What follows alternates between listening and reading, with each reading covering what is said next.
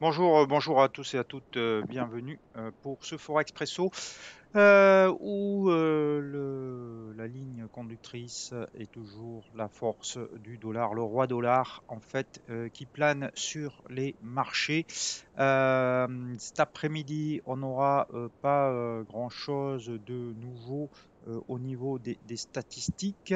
Le variation de l'emploi ADP quand même à surveiller à 14h15 dans une demi-heure. Et ensuite, vous voyez, le calendrier est plutôt vide avec un discours de James Bullard ce soir à 19h. Mais c'est surtout demain que les investisseurs vont regarder maintenant le chiffre, bien sûr, de l'emploi, le rapport sur l'emploi aux États-Unis, qui va attirer l'attention. Ceci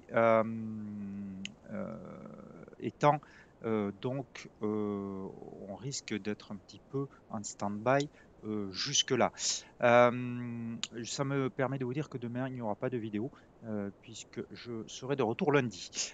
Donc, on va voir ça, tout ça en graphique. Avant ça, l'avertissement sur les risques.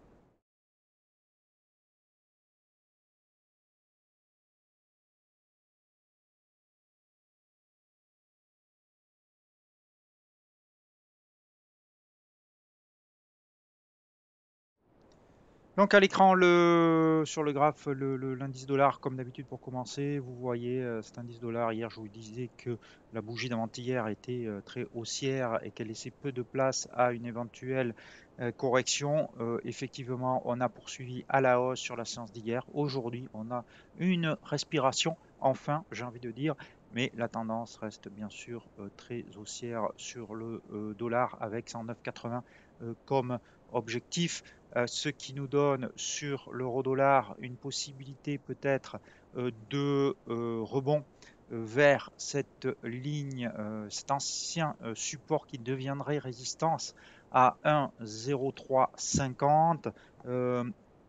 À voir donc ce qui se passe, mais rien ne dit qu'on va avoir un rebond vers un 0,350. Ça serait un très bon point d'entrée, par exemple, si on avait un scénario haussier de ce type-là, avec un rebond envoyé comme ça, puis l'apparition d'une bougie, d'un chandelier rouge négatif pour aller tester la parité.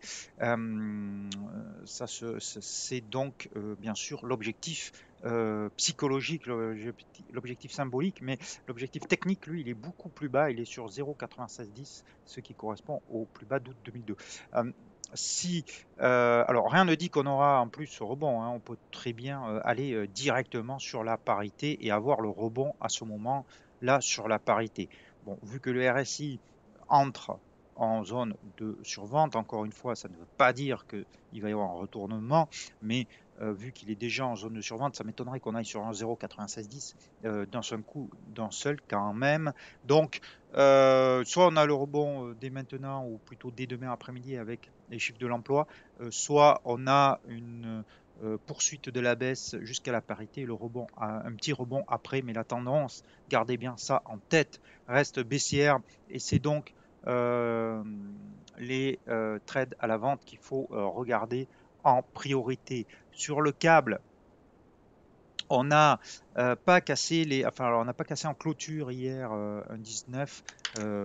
Franchement, on a fait un 18,98, je crois, sur l'horaire, mais avec un chandelier, avec une mèche basse, donc elle n'était pas là pour convaincre de passer à la vente, puisque je vous avais dit que si en clôture horaire, on était sous un 19, on clôturait sous un 19 avec une bougie conséquentes ont passé à la vente. Ça n'a pas été le cas. On a un rebond dessus.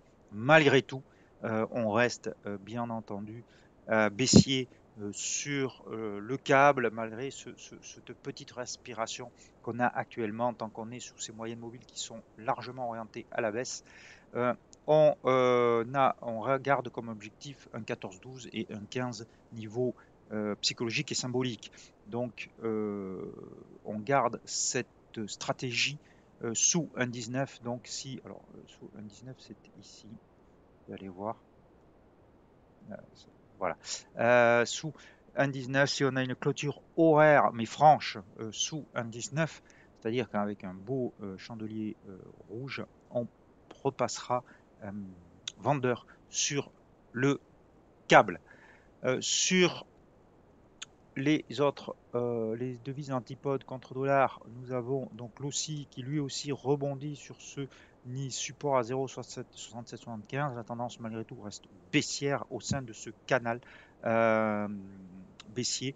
Donc, on attendra une bougie rouge pour éventuellement se repositionner à la baisse. Le kiwi, on a un rebond. Je vous rappelle qu'on a un plan de trading short sur le kiwi avec un objectif à 0,60. L'objectif technique est à 0,5920. Malgré le rebond aujourd'hui, on garde cette position short et on garde notre stop loss sur notre point d'entrée. On va ensuite aller voir les paires en Suisse avec l'euro suisse qui est aussi dans une tendance très baissière. On n'a pas de signal de retournement tant qu'on reste sous la parité. On garde comme objectif 0,9785. Le dollar suisse,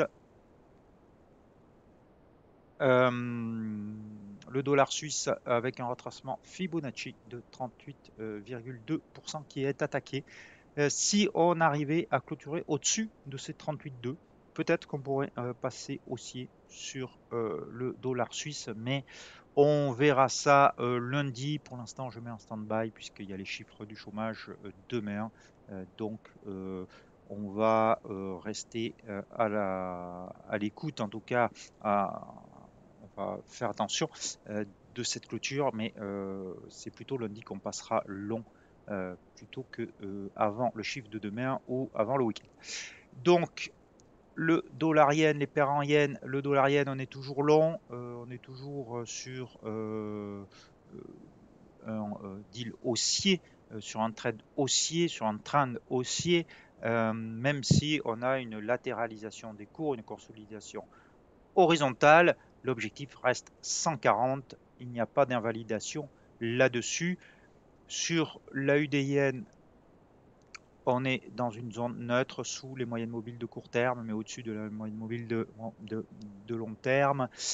Sur le sterling yen, même chose, bis repetita.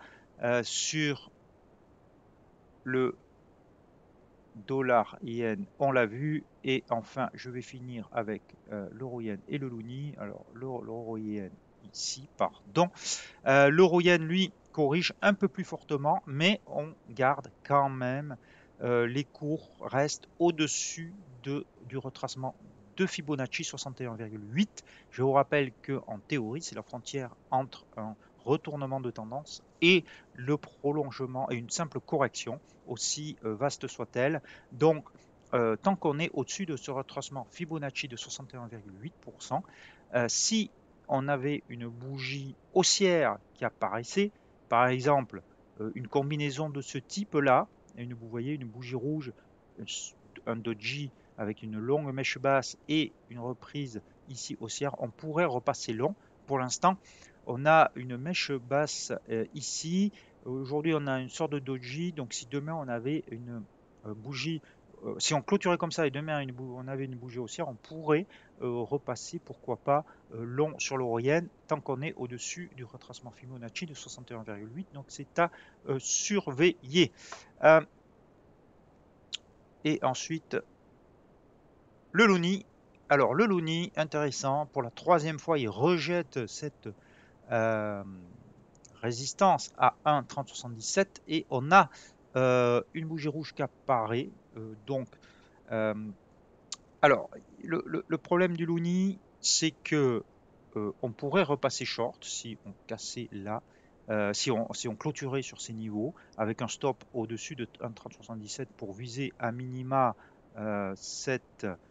Je vais l'ajuster, pardon, je le fais en direct avec vous. Ah, si j'y arrive, c'est pas facile parce que quand j'ai les écouteurs, je... hop, voilà. Bon, peu importe. Voilà. clac. Voilà. Donc pour viser un 28-20, simplement le problème c'est que demain, chiffre du chômage aux États-Unis qui concerne le dollar et chiffre du chômage au Canada qui concerne le dollar canadien. Donc risky business, il vaut mieux attendre largement que les chiffres tombent avant éventuellement de jouer ce trade, mais ça peut beaucoup bouger entre-temps. Voilà ce que je pouvais vous dire. Donc les plans de trading, je vous les rappelle, le kiwi, on reste short avec les niveaux d'hier, rien de changé. Et le dollar yen, on reste long, même chose, rien de changé, ni sur le stop loss, ni sur l'objectif final. Demain, donc, je peux que vous inciter à être extrêmement prudent lorsque les chiffres tombent, à être en position, avoir peu de position lorsque les chiffres du chômage tombent, surtout si vous faites de l'intraday. Si vous faites de l'intraday, c'est-à-dire que si vous clôturez, vos styles de trading vous amènent à clôturer toutes vos positions en fin de journée, ne soyez pas en position sur le chiffre du chômage parce que euh, vous risquez, tout simplement la roulette russe. Voilà. Donc, donc c'est plus du trading, c'est du casino et ce n'est pas professionnel. Voilà ce que je pouvais vous dire. Je vous souhaite un très bon vendredi, de très bons trades, un très beau week-end et je vous dis donc un lundi en pleine forme. Ciao, ciao!